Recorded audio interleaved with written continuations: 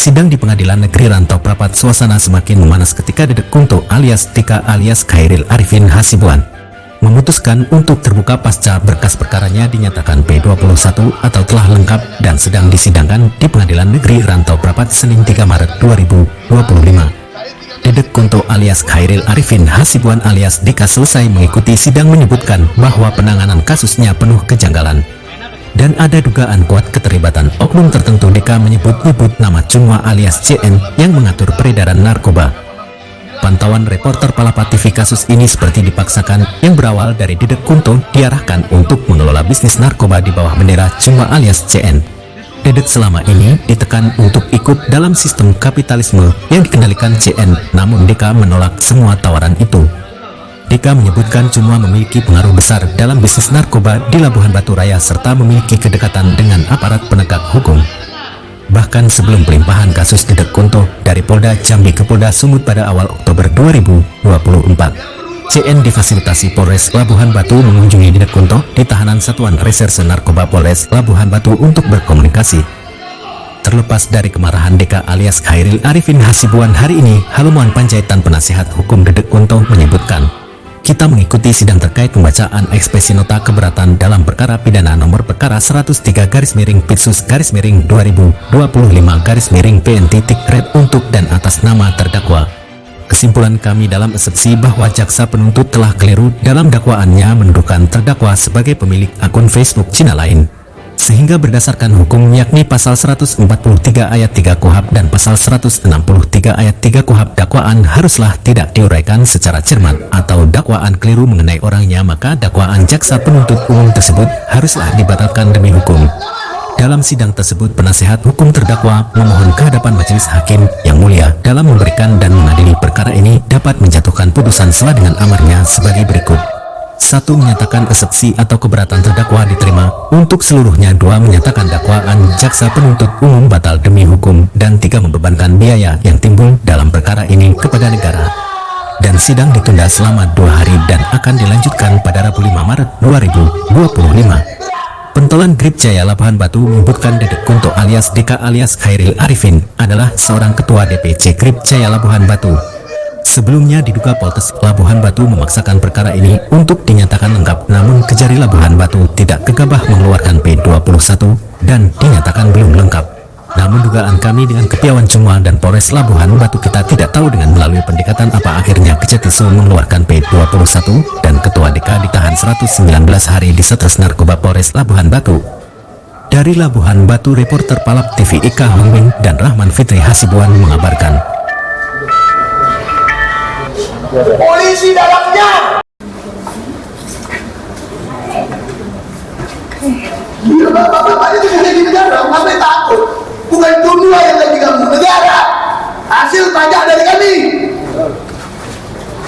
Paham, saya sama. Keturang saya. Tapi balik, demi Allah.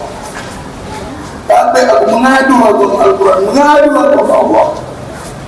Tapi kami beri-beri ini. Bebas. Lebih bagus aku mati-matian sama Chunwa itu. Bawa senjata dia, ditembak aku coba. Kok mati? Kalau nggak mati dia mati. Chunwa kan mati ya, tapi jangan mati ya. Tulis aku dong, masukkan preman TP, bunuh tuh DK, itu baru. Iya, nah, iya kan, sekian. Allah Akbar sekian.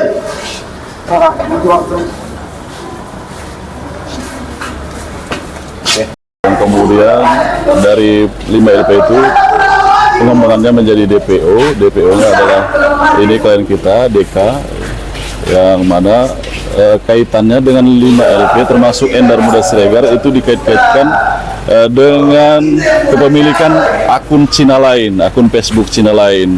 Padahal Endar Muda Siregar sendiri di dalam BAP maupun di dalam persidangan fakta hukum Endar Muda Siregar, baik di dalam perkara yang lain dia sebagai saksi, dia telah mengatakan bahwa pemilik akun Cina lain itu bukan DK, melainkan atas nama Budi.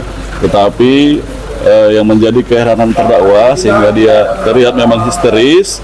Kenapa akun Cina lain itu dibuat adalah milik dia, padahal itu bukan milik dia, begitu. Nah, itulah yang menjadi keheranan dia, begitu. Jadi Bang, Saya tahu, walaupun saya di kantor polisi, saya banding.